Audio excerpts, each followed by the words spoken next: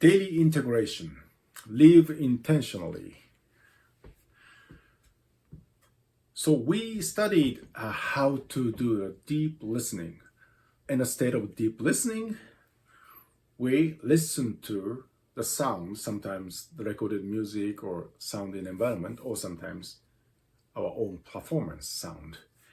At the same time, we pay attention to ourselves, how we interacting with that impression.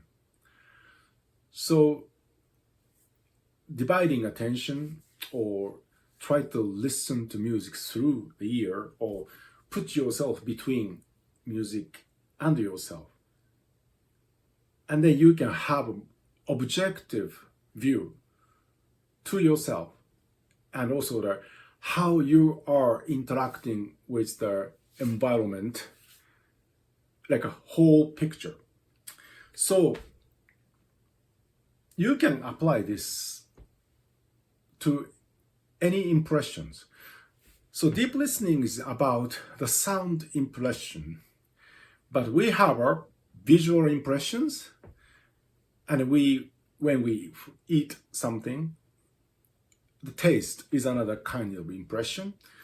When we smell is another impression, and also when we touching is another impression.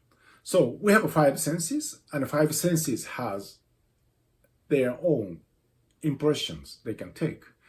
So we can apply this deep listening exercise to any impressions. So it means you can practice the internal state of deep listening, which is called self-remembering, being objective to ourselves. So, and then all of a sudden, your entire life become opportunity of practicing this deep listening. Not listening, however, the internal state necessary for the deep listening. And this makes your life really, really rich. Because in a way, we start experiencing all the impressions we encounter in life with a full attention. When we go to the theater, for example, and we listen to the live music, like opera or something, right? Orchestra music with all the beautiful lighting and acting and costumes, everything. So we are really pay a lot of attention and attend that moment with a full attention. That's why we have like really great experience, the rich experience. But why do we have to wait for going to the theater to experience that? If we can have a heightened awareness and attention in the daily life, we can experience our daily life as a very rich experience. I'm from Japanese culture, and the Japanese culture has a beautiful tradition, which is anything can become the spiritual way. For example, the way of tea ceremony is basically, they drink tea. So drinking tea, what a big deal about drinking tea. But actually they set up the kind of a routine or procedure that provoke their awareness and attention.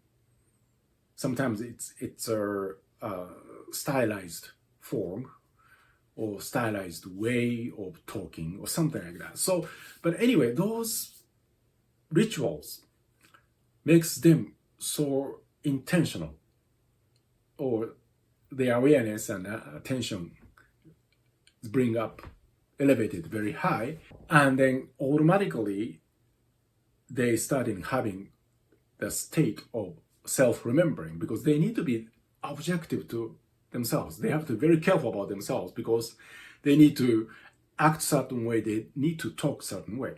That kind of setup makes them to encourage, live the moment more intentionally. And then that intentionality made their daily life or normal moment of just having tea very special. And I have been trying this way of living. I mean, I don't say I can do that every single moment, but I try to apply this idea to my life over 30 years. And I really verified this way of approach to our daily life makes us wealthy in a way without spending too much money. Because we're gonna die someday. We cannot take money.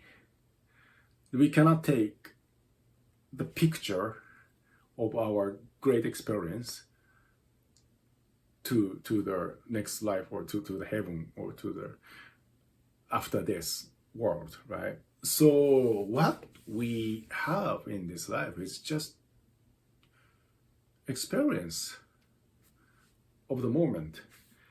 And then if the method of deep listening or deep looking or deep smelling, deep touching, deep tasting gives the more dense and more fulfilled experience in the moment, it means we are accumulating more experience in our lives. And so when we leave our body, the only thing we can take is experience. It means we are building the quote-unquote eternal wealth by doing it.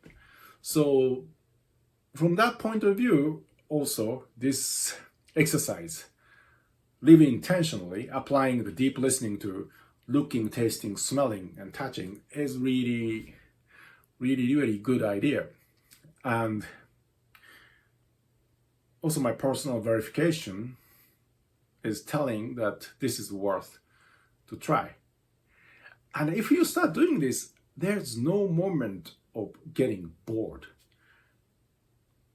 You can find something really special in any normal, daily, not special moment in life. And if you approach each moment with this attitude, try to deep experiencing the impression, and then you start learning things very quickly, more deeply. Like you approach cooking with this attitude, deep tasting, deep smelling, or texture, deep touching, and you getting more information in the same amount of time because you have more attention and awareness. So in a way that for self-development, this is also really very good method. Also, we studied about body awareness and then try to play harp with the highest body awareness we can reach and try to improve the movement, and we try to integrate emotion, thought, and movement together with that kind of awareness.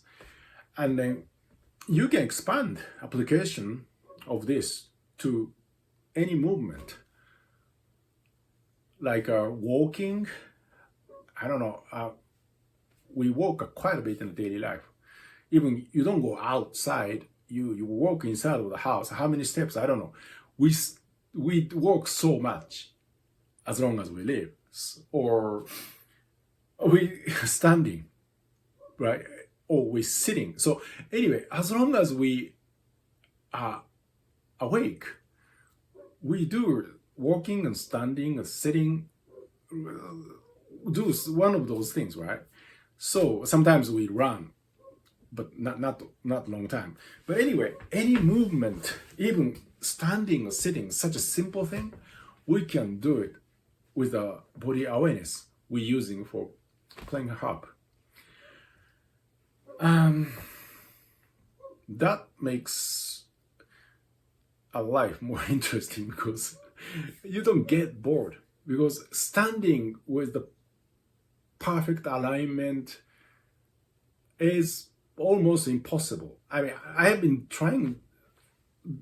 doing this for many years, but still, I don't know how to stand with the minimum muscle output and trying to use the skeleton structure to support my body most efficiently. I don't think I reached the mastery of that because it's not that simple. So it's always there something to do or something to study, something to learn. So standing, sitting, walking,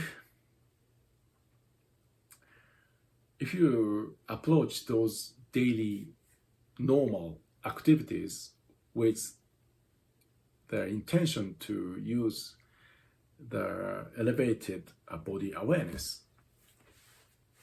yeah, there are lots of fun you can have during the day.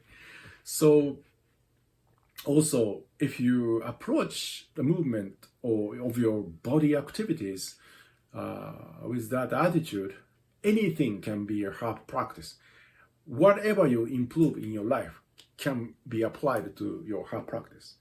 So I'm a very professional harpist, and then I'm very confident that I'm providing very high level performance. And some of the techniques, nobody else can do it.